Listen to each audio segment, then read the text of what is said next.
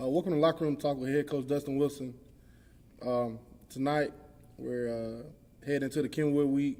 Well, we're in the Kenwood week, middle of it. Friday night at Kenwood marks the midway point for the 2022 season for the Yellow Jackets. Off to a hot start, 4-0, 1-0 in region play, and answering a lot of questions by the week. Seems every week a new element is tested or found out about this team. Thursday night in Lebanon, we found out that this team can get themselves out of a hole.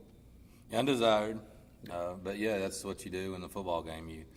You go play. The game presents yourself with different issues, and you adjust. You accept the adjustment or don't adjust, and then you move on. So Friday night, again, undesired start. I'm not going to talk about why or why you think why. It's just because it was in front of us. Ain't no sense in talking about it. Yep. But down, had a deficit, turnover and deficit right off the bat, and took some coaching, the kids did, and dug ourselves out of it. Yeah, I know early a lot of people, their interception there. I'm like, this is a football game. Yeah, you know, right. 40 Their some minutes. kids just like ours. Yep. They were hungry just like ours. They were at home. Yep. We were away. And that was the first time they ever returned home since week one. Yep. Knew they were going to be hungry. Defensively Thursday night, Military led the team with 11 tackles.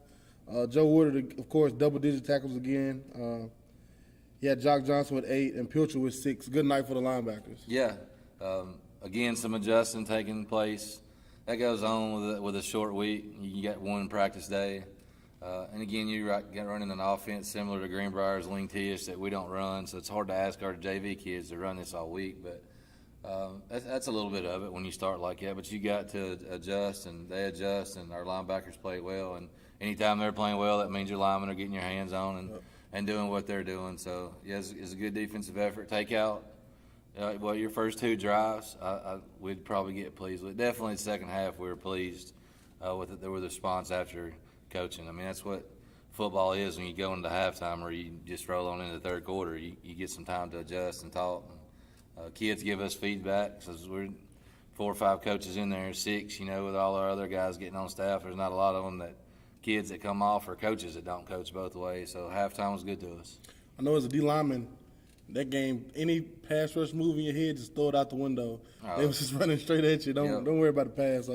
Speaking of that, Wilson Central, 189 yards on the ground, 18 yards passing. Run-heavy team, did a good job with it. And like you said, second half, a couple adjustments, and the run was killed.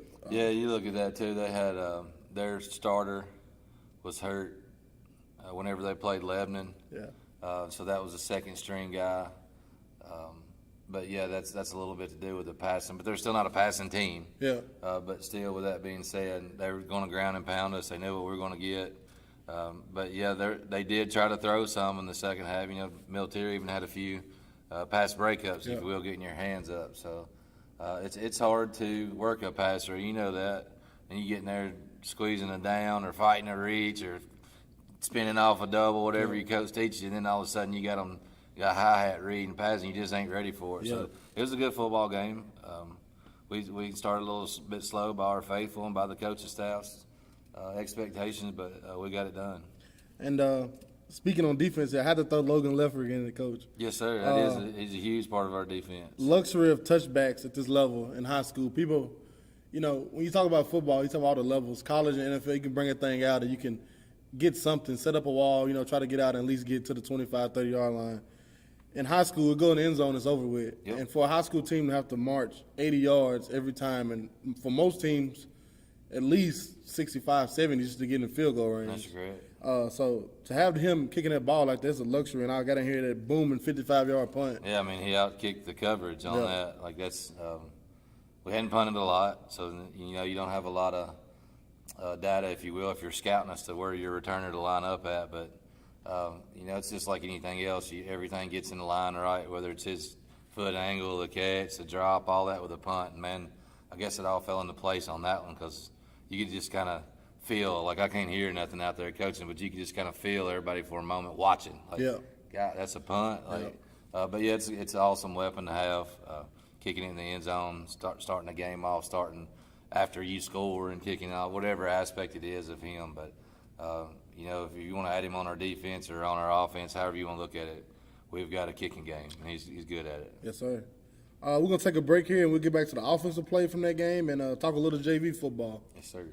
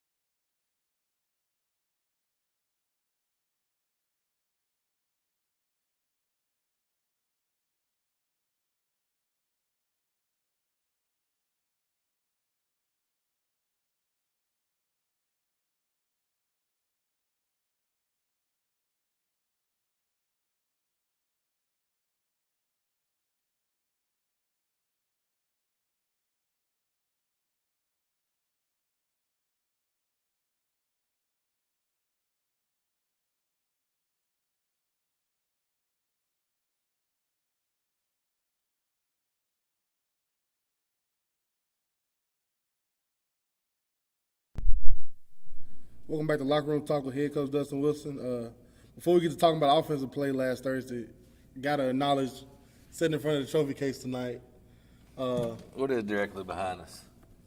Football's North Central Conference champion, 1956, and many more. I believe I seen that on my dad's jacket or scrapbook, NCC back in the day. That's what we were in, and obviously on the other side's all the good stuff, all the gold and silver balls and wrestling stuff. It's some good stuff. If you're ever in here in the lobby, come check it out. And if you're a historian, you better mark yourself more in a few minutes because you'll get to looking at it. It's some good stuff. You got the two Mr. Footballs and state championship in the middle, brought to you by Coach Thomas and the boys, and you got two silver balls on both sides, brought to you by you and your boys, Coach.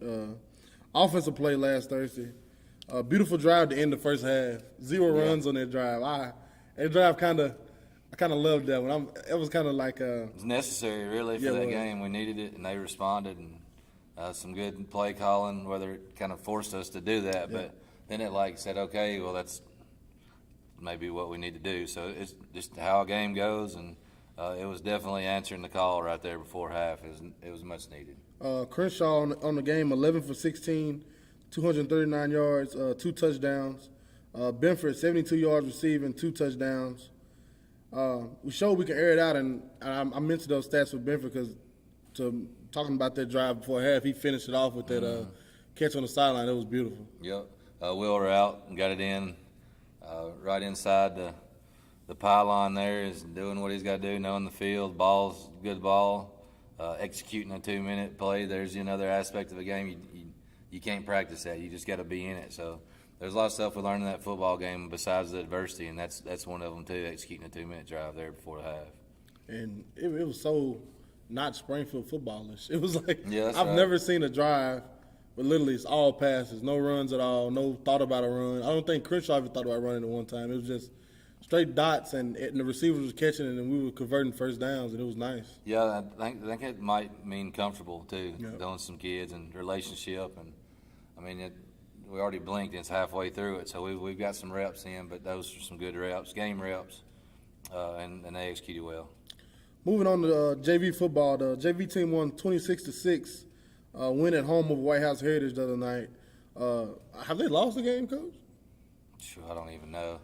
We coach so much of those, man. Like that's really it's fun. Like I'm sure a parent or somebody bystander would sit there and like, man, they always hollering or they like. But that's the fun part. Like it's coaching. Like they get more reps, especially the freshmen, than they've probably ever gotten before. So the score-wise, I don't know, but I can tell you that they learned a lot again. Like it was a heritage team. Coach Broderick said they were beat up, so they didn't even do specials. So we just started, at the 30 and punt team. We acted like they punted and didn't do any extra point, went for 2. But just rep after rep, just learning football, just running it at us, their run team. And at the end, they were trying to play their young quarterback. And I don't know to answer your question if they've lost. Did we lose at Clarksville that night? You know what? No, we haven't lost. And Clarksville, I believe, ended in a tie. Lightning got too close, and we got out of there. So if you were looking at a record, no, I don't believe we have lost, but we may have tied once. But I do know I can answer. They learn a lot every time we play. So, yeah, it was good stuff Monday night at home. Got some good work in. And it's always good because a lot of people, unless you're around the program and you see the evolution of like how a kid comes in and how a kid eventually ends up on the field his junior and senior year, it's crazy because you go to a lot of programs and those kids get out there their junior and senior year and they look just – they're all right. They're out there. But for those guys to fully develop right, they need those games, and games is strictly just for them. It's great to get in there at the end of a game when it might be a blowout or you're getting beat on. But when you have a game strictly for you, warm-ups for you, and everything for you, it's real nice. Play called for you or play called against you because maybe you had a bad rep. It's a lot of stuff that goes on that's necessary. And those kids, developmental-wise, they appreciate it a whole lot more from the seniors sitting there watching, running the balls for us or doing the scoreboard or the chains. Just like the seniors over there running the chains on the opposing team sideline, like hearing other coaches talk. Like there's so much importance of a JV game that goes on. Like it's necessary and it's good. Like, it was real wet the other night. Like a guy that takes care of our field didn't like that too much, but we warmed up on the practice field and come up here and play. That's just what we got to do. They got to play. Yeah. But it was good stuff. And I love that. We love our field. We take good care of the field. You do that. Yeah.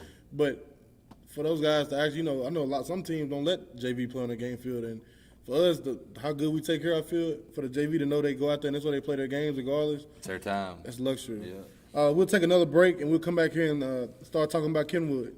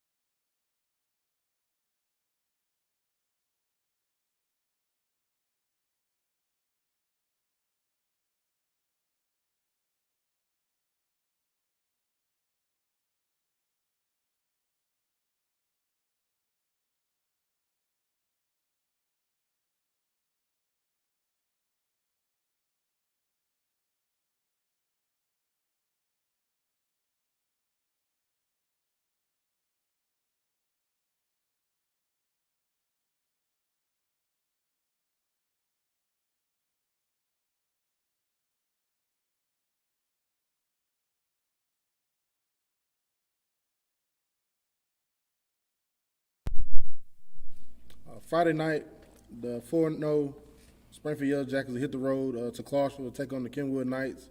The Jackets heading to Clarksville Friday night to face a very athletic region opponent in the Kenwood Knights. What are you looking for out of the boys here in Week 5? Another football game, another chance to see. I think this might be a little bit more balanced when you start talking about offensively than any other ones. They have sets they run out of. They have sets they pass. Maybe a little bit more balanced than any of the rest of them. You know, Wilson Central, Greenbrier, run. Clarksville, we were kind of confused on because of their quarterback coming back and didn't know. But, you know, Isaac's usually going to run the ball at Clarksville. And then you knew Northeast was heavy on pass, letting him sling it around. So Kenwood appears like they're going to try both, a little bit of both. And obviously with that, you got to have more things ready, more adjustments. But you got personnel recognition and play recognition. And, you know, defensively they seem vanilla.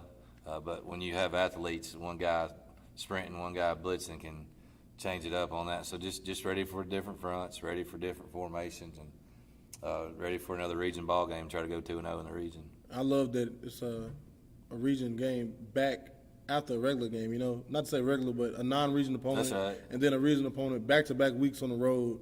I think it's a real good test for your team here, quote-unquote, still kind of early in the season. Yep. When you're looking at the whole picture of the thing. You know? A little Clarksville stretch, if you will. I know we're always with Clarksville. I told the boys that today, actually.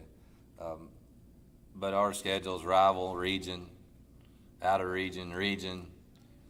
And then you go back to Rossview, so you try to kind of group things and see what you got going on. But back-to-back weeks where we got Clarksville teams.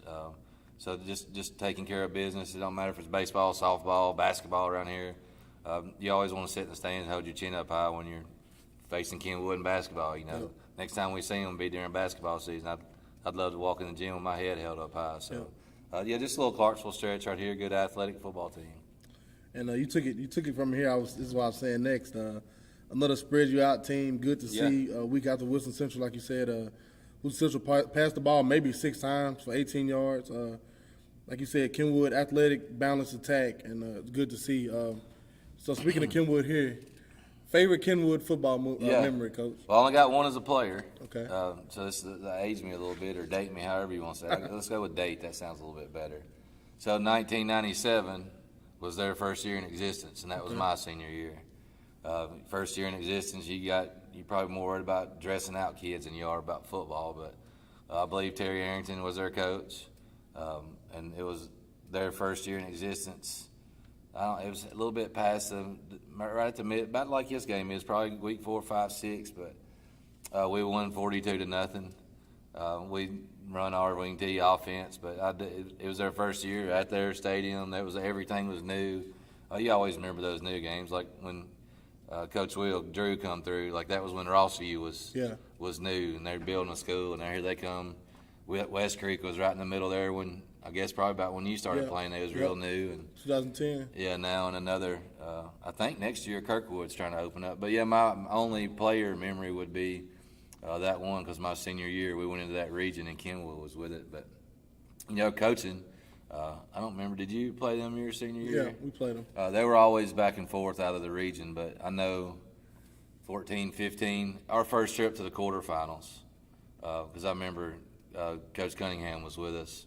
Our first trip to the quarterfinals here as coaches, we won the second round game there against Kenwood. So I don't know if that was 15, maybe 15. Probably 15, yeah, I think so. And I remember hitting Coach Cunningham in the hip and saying, let's go to the quarterfinals, and that was on that field. So I did just kind of an accomplishment as a coaching staff. So I remember that night very well. Although I can't tell you what year it was, but I know we was at Kenwood and it was sloppy, wet, and we went to the quarterfinals after that game. That's nice. It seems like every time you're at Kenwood, it's raining. It does. It does feel like it. I know Kenwood. My favorite memory. It's probably a bad memory. My freshman year, freshman starting offensive line, offensive guard, out there 250 pounds probably, and had been through the whole season going pretty good, keeping my spot. I'm just happy to be out here blocking people. Kenwood at home. A player fires off and pushes one of my guys, and I punch him. I get ejected. Missed that game, missed the next game, and if you know my daddy, that wasn't that didn't sit too well. That ride home wasn't too good, was it?